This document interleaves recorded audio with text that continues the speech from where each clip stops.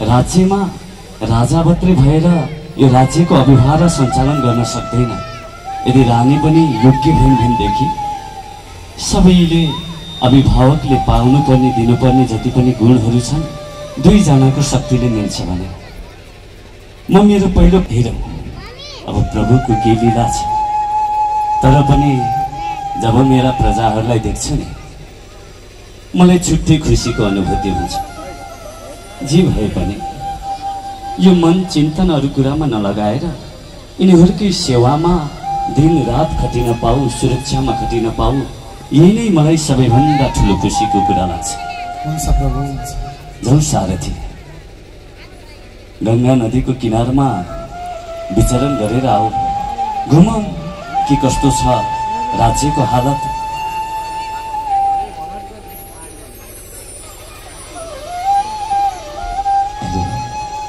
अरे सारथी, यी कन्याको हेर त कति सुशील लागिरहेको। आहा, प्रकृति प्रतिको यति न्यानो माया, यति सुसज्जित, यति अनुशासित, कर्म गर्नलाई पनि कति पनि किंचित दुख नमान्ने। अनि हे सारथी, मलाई त हेर्दा लागिरहेको छ कि म यिनले गरेका हरेक कर्ममा म लालायित भइरहेको छु। आहा, यति सुन्दर अनुहार, यति सुन्दर कर्म, को हुन् यिनी? केही कुरा ज्ञात छ तिमीलाई? प्रभु, जुन यो नदीको हामी पार गर्दैछौँ, यो नदी पार गराउनेवाला एकजना दासराज छन्। पक्कै पनि यिनी दासराजकी कन्या हुनुपर्छ। अरे किन यिनलाई देखेर त मेरो मनमा प्रेमको आशा जागेको छ। सारथी, मैले खोजे जस्तो कन्या रानी यिनी नै हुन् कि जस्तो मलाई अनुभूति भइरहेको छ। यदि यिनी जस्तो कन्या मैले मेरो पत्नीको रूपमा पाएँ भनेदेखि मेरो राज्य सञ्चालनमा पनि कति साथ मिल्ने थियो। मलाई चाहिएको पनि यिनी जस्तै थियो। अब चिन्ताको कुरा लिइरहेर यो चिन्ताको समाधान हुँदैन। मैले अठोट गरेँ, मलाई सबै अभिभावकहरूले, मेरो राज्यका अग्रजहरूले पनि विवाह गर्नु राज्य सुखसरीले चलाउन सकिन्छ, घरमा सन्तानहरूले आमा पनि पाउँछन् भनेर सल्लाह दिइरहेका छन्। प्रभु, मलाई त कुरा पो गर्न मन लाग्यो त। जाऊ सारथी। महाराजजी, सबै कुरामा सँगै जानु पनि राम्रो हुँदैन। ठिकै छ, म यतै बस्छु, तपाईँ गएर कुराकानी गरेर आउनुहोस् है प्रभु। ठिक छ त सारथी, हजुर यतै गएर बस्नुहोस्, म उहाँको पितालाई भेटेर आउँछु। प्रभु, प्रणाम गरे। प्रणाम। आराम हुनुहुन्छ? हजुर, म आराम छु। हजुर आराम हुनुहुन्छ? हजुर। तपाईँ देख्दा त राजकुमार जस्तो, राजा जस्तो हुनुहुन्छ। ए साथीभाइहरू, कुर्सी ल्याउनुहोस् त। कहाँबाट आउनुभयो? तपाईँको परिचय पाउनु। मलाई सायद हजुरले चिन्नु नै भएको छ होला। मेरो वंशजको बारेमा मैले त्यति वर्णन गर्न नपर्ला। हजुरलाई मेरो परिचय दिनै पर्ने हो र? हजुर, तपाईँको परिचय दिनुहोस् न। मलाई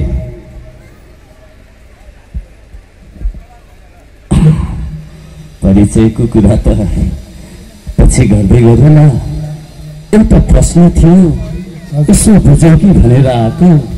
हजुर, मैले हजुरको गृहको बाहिर एक कन्या निकै नै संस्कारी तरिकाले काम गरिरहेको देखिरहेको थिएँ।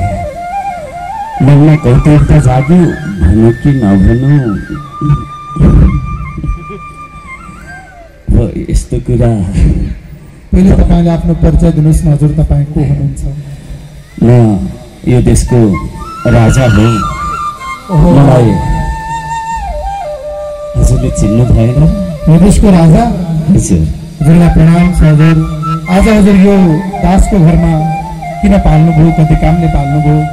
स्वागत गर्नको लागि हामीसँग केही पनि छैन। हजुरलाई मैले नमस्कार मात्रै गर्न सकेँ। होइन, म कुनै सम्मानको लागि आएको होइन, एउटा कुरा गरौँ कि भनेर आएको। के मैले मेरो कुरालाई राख्न सक्छु हजुर? अवश्य हजुर, अवश्य। म पनि थाकिसकेँ, थोरै बस्छु। आउनु न, आउनु, बसेरै कुरा गरौँ। सुन्नुहोस् न हजुर हजुर। मेरो राज्यमा एक आमाको खाँचो छ। मैले कुरा नलुकाइकन भन्नुपर्छ हजुर। र दुविधाको पनि कुरा गर्नु हुँदैन। र मेरो राज्यमा सबै प्रजाहरूले रानीको खाँचो मानेर चाहिँ सधैँ मलाई सल्लाह दिन्थे। खासै त मलाई मन थिएन विवाहको लागि, किनभनेदेखि मेरो पहिले विवाह केही बिग्रिएको थियो, सम्बन्ध मेरो टुटेको थियो। तर पनि सबैको सल्लाहको कारणले गर्दाखेरि राज्यमा रानीको खाँचो छ, घर परिवार चलाउनलाई, राज्य चलाउनलाई भन्नाको कारणले गर्दाखेरि यही दुविधामा रहिरहेको थिएँ। यता हजुरको नगरीमा यात्रा गर्दै थिएँ। हजुरकी पुत्री देखेर मेरो मनमा फेरि आशाको किरण जगायो। हजुरकी पुत्री देखेर मलाई यस्तो लाग्यो कि यिनी मेरी रानी बन्नको लागि योग्य छिन्, मेरो प्रजाहरूको लागि सुयोग्य रानी पाउनेछन् भनेर मेरो मनले चाहना राखेर हजुरसँग हजुरको छोरीको हात माग्ने आज्ञा लिएर आए प्रभु। राजन, यो कुरा त तपाईँले धेरै राम्रो गर्नुभयो। तर ज्योतिषीहरूले पनि तपाईँको छोरी रानी बन्छन् भन्नुभएको थियो। आहा, केही न केही कुरा सम्झक नजुटिकन त त्यसै पनि त म यहाँ आएको होइन होला। साह्रै खुसी लाग्यो कि मैले यो कुरालाई पूर्ण रूपले स्वीकार गरेँ त। होइन होइन होइन, अरू त सबै ठिकै हो, तपाईँले ल्याएको प्रस्ताव पनि ठिकै हो। तर मैले तपाईँलाई मेरी कन्या दिन सक्दिनँ, मलाई माफ गर्नु। प्रभु, किन र? के हजुरलाई मनमा केही खोट देख्नु भएको छ र? अनि म त राजा हुँ। मैले हजुरकी पुत्रीलाई राज्यले दिने सुखशैल सब चिज दिनको लागि तयार छु। उनलाई कुनै पनि कुराको कमी नराख्दैन। उनले जे चिजको इच्छा राख्छिन् म त्यो सब दिनको लागि तयार छु। यति राम्रो सुकन्यालाई म त्यसै मेरो हातदेखि मेरो आश्रयलाई बुझ्नुहोस्। मैले त हजुरलाई पिता भनेर पनि सम्मान गर्नुपर्छ पिताजी। होइन होइन, कुरा त्यो होइन। तपाईँले सम्मान साथ राख्नुहुन्छ, राम्रो कुरा हो राजन। तर तपाईँले बताइसक्नु भएको छ तपाईँको पहिले विवाह भइसक्यो, एउटा सन्तान पनि छ तपाईँको। र तपाईँले मेरी छोरीलाई विवाह गरेर लगिसकेपछि पनि तपाईँको पहिलो सन्तान जन्मिसकेको कारणले, त्यो युवराज बनिसकेको कारणले त्यही सन्तानलाई तपाईँले त्यो राज्य दिनुपर्ने हुन्छ। र मेरो छोरीको छोरा, मेरो नातिले राज्य पाउँदैन। मेरी छोरी रानी त बन्लिन्, तर मेरो छोरो, मेरो नाति राजकुमार बन्न पाउँदैन, फेरि राजा बन्न पाउँदैन। यस कारणले मैले मेरी छोरी दिन सक्दिनँ प्रभु। राजन, तपाईँले दुःख नमान्नु होला, तर मैले मेरी कन्या तपाईँलाई दिन सक्दिनँ। भनेपछि सारथी, कसरी सम्झाऊ? यसलाई देखेर मेरो मनमा यति प्रेमको उदय भएको छ कि यो कुराले पिताजीले आज्ञा मान्नु भएर भाग्यमा लेखेको रहेनछ। म पनि बिना सित्तै पहिले प्रेममय संसारमा मेरो राज्यहरूलाई खुसी बनाउँछु भनेर यो अठोट गरेछु। मै मूर्ख हो। ठिकै छ, यदि केही दुविधा भएमा मलाई क्षमा दिनुहोला।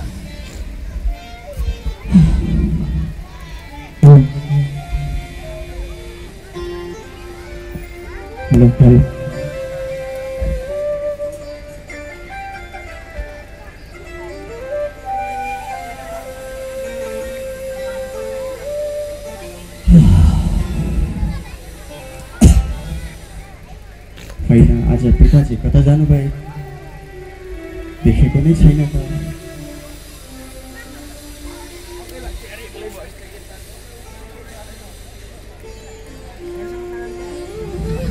के भइरहेको छ मलाई। यो राज्यमा बस्नलाई पनि मन बेचैनी भइरहेको छ। मात्र तिमी कन्याका मात्रै मलाई पनि याद आइरहेको छ। पिताश्री प्रणाम। प्रणाम। पिताश्री, आज हजुर किन यस्तो निराश हुनुभएको? केही कुरा छ भने भन्नु। त्यस्तो खासै केही कुरा होइन बाबु। खै किन हो किन मन भारी भइरहेको छ। यो राज्यमा बस्न पनि मेरो मनले मानिरहेको छैन। केही कुराको कमीको महसुस भइरहेको छ। तिमी त पुत्र, तिमीलाई त्यस्तो केही पनि होइन बाबु। होइन पिताश्री, हजुरलाई के भएको छ? म त हजुरको पुत्र पो हो। हजुरलाई के भयो के भएन मलाई भन्नु, हजुरको म इच्छा पुरा गर्नेछु पिताश्री। मलाई बताउनुहोस् कि म हजुरको म पुत्र हुँ। त्यसैले के भएको छ निर्धक्क तरिकाले बताउनुहोस् पिताश्री। म हजुरको चाहना छ, इच्छा छ भने म पुरा गर्नेछु। बताउनुहोस् पिताश्री। बाबु पुत्र, भाइ छोडिदियो यो कुरा। दुःख त मैले अगाडिदेखि नै भोग्दै आइरहेको थिएँ। अब आएको दुःखलाई पनि म जसो गरेर सम्हाल्छु। होइन पिताश्री, के भएको त्यो त भन्नुहोस्। सायद पिताश्रीलाई के भएको मलाई बताइदिनु पर्यो। किन यस्तो निराश भएर बसिरहनु भएको छ? राजन, हजुरलाई प्रणाम छ। प्रणाम। हामी यो पिताजीको समीपमा पिताजीले भन्न खोज्नु भएर म त्यसैले तपाईँलाई अलिक पर लगेर यी कुराहरू सुनाउँछु।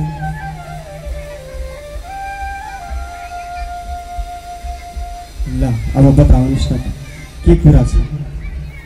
तपाईँको पिताजी र म केही दिनदेखि यो लोकको भ्रमणको लागि विभिन्न यात्रा गरिरहेका छौँ। यो यात्राको क्रममा धेरै ठाउँमा जाँदै गर्दा तपाईँको पिताजीले दासराजकी कन्यासँग विवाह गर्ने प्रस्ताव राख्नुभयो। तर दासराजले स्वीकार नगरिसकेपछि तपाईँको पिताजी अत्यन्तै चिन्तित हुनुहुन्छ। यो कुरा त राम्रो पो हो। अब पिताजीको लागि अर्धाङ्गिनीको पनि खाँचो छ, मलाई पनि आमाको खाँचो छ। त्यसैले त यो राज्य सम्हाल्नको लागि पनि एक नारीको आवश्यक छ। यो त धेरै राम्रो कुरो हो नि त। हो, राम्रो कुरा त हो। तर हे राजन, ती दासराजले कन्या दिन मानिरहेका छैनन्। त्यही कारणले नै तपाईँको पिताजी अत्यन्तै दुःखी हुनुहुन्छ। हस्, त्यसो भए तिमीसँग कुरा गर्न जाउँ न त।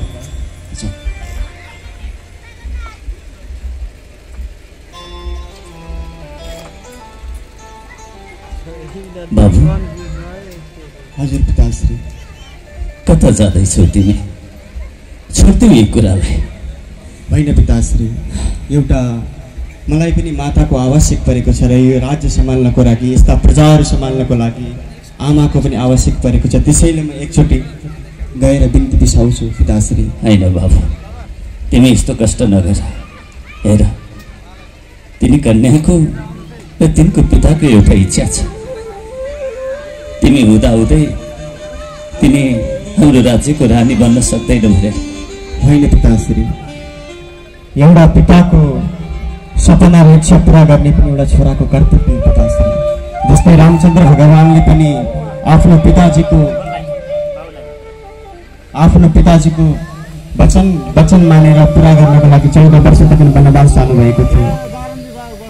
यदि मैले पिताजीको सपना र इच्छा पुरा गरेन भने म पुत्र भएको के काम लाग्यो। त्यसैले पिताश्री म गएर बिन्ती बिसाउँछु पिताश्री।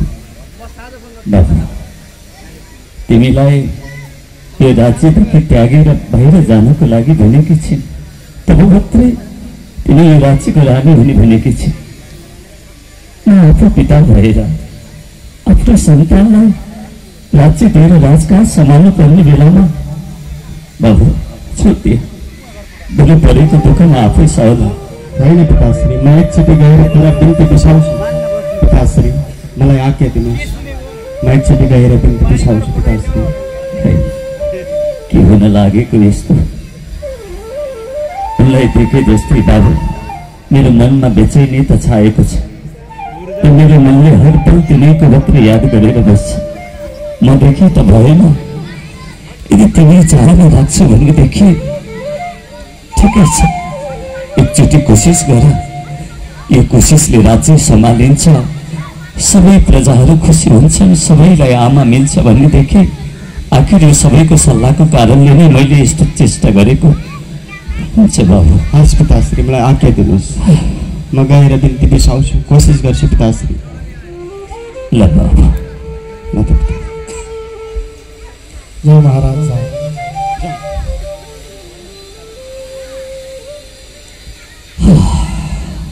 मनमा बेचैनी छाएको छ, खै के हुन लागेको? त्यही पनि प्रभुको इच्छा के छ? हे राम। दशरथ महाराज प्रणाम। प्रणाम हजुर प्रणाम। कहाँदेखि आउनुभयो हजुर? को हुनुहुन्छ? मलाई पिताजीले भन्दै हुनुहुन्थ्यो कि पिताजीको कुरा पनि मलाई एकदम राम्रो लाग्यो कि हजुरकी छोरी सत्यवतीसँग मेरो पिताजीले माया जालमा प्रेममा बस्नु भएको रहेछ। त्यसैले पिताजीको लागि हजुरको कन्या माग्नको लागि आएको। ओहो, तपाईँ शन्तनु महाराजको पुत्र हुनुहुन्छ? आउनुहोस्, बस्नुहोस्, आउनुहोस्, बस्नुहोस्। राजन, मैले तपाईँको पिताजीलाई भनिसकेको छु, तपाईँको सन्तान विवाह गर्ने उमेरको भइसक्नु भएको छ। त्यसैले मैले तपाईँलाई कन्या दिन्न मैले भनिसकेको छु। राजन, तपाईँ फेरि आउनुभयो, तर म तपाईँलाई पनि दिने उत्तर मेरो त्यही हो, मैले मेरो कन्या तपाईँको पिताजीलाई दिन्न। होइन, हजुरसँग दिन नदिनुको कारण पनि त केही होला। राजन, मैले यी सबै कुरा बताइसकेको छु। राजन, तपाईँ शन्तनु राजाको जेठो छोरो हुनुहुन्छ। जेठो छोरो भएको नाताले सर्वप्रथम राज्य तपाईँले पाउनुहुन्छ। मेरी छोरीको अब विवाह भएर जन्मिने सन्तान तपाईँको भाइ हुनेछ। प्रथम राज्य तपाईँले पाउने भएपछि मेरो नातिले राज्य पाउँदैन, जबकि मेरो नाति र ती सन्ततिहरूले राज्य नपाउने भइसकेपछि मैले मेरी छोरी दिनको उचित त मैले ठान्दिनँ। राजन, होइन राजन, एउटा प्रजाको सम्हाल्नको लागि पनि एउटा माताको आवश्यक पर्दछ र सबैजनाले मैले पनि माता पाउने यो त सौभाग्य कुरो र अर्को कुरो, यदि हजुरलाई मै नै राजा हुन्छ भने, हजुरलाई त्यस्तो जिज्ञासा लाग्छ भने हजुरकै पुत्रीबाट जन्मिएको छोरालाई राज्य दिने छोरामा सन्यास धारण गर्नेछु।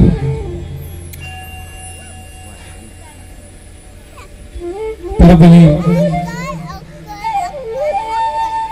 पनि म सन्तान दिन अब कन्यालाई दिन सक्दिनँ। होइन, त्यस्तो नभन्नुहोस्, मलाई पनि एउटा माताको आवश्यक परेकै छ। प्रजा सम्हाल्नको लागि पनि पिताजीलाई अत्यन्तै एउटा सहारा चाहिएको छ माताजीको। त्यसैले हजुरको पुत्री मेरो पिताजीलाई प्रदान गर्नु। राजन, तपाईँले सन्यासको कुरा गर्नुभयो, तपाईँले यो राज्यबाट त सन्यास लिनुहोला, तर तपाईँले त विवाह अवश्य पनि गर्नुहुन्छ। तपाईँले विवाह गरिसकेपछि तपाईँका पनि सन्तान हुन्छन्। मेरा नातिका सन्तानभन्दा तपाईँका सन्तान धेरै जेठा हुन्छन्। त्यसैले मैले यो शर्तमा पनि मेरी कन्यालाई तपाईँको पितालाई दिन मिल्दैन। होइन, म एउटा घरबाट सन्यास रूप धारण गरिसकेपछि त म त विवाह त गर्दिनँ। एउटा कुटीरमा गएर सन्यास रूप धारण गरेर र हजुरको छोरीबाट जन्मिएको पुत्र गरेर राज्य जिनेछु र म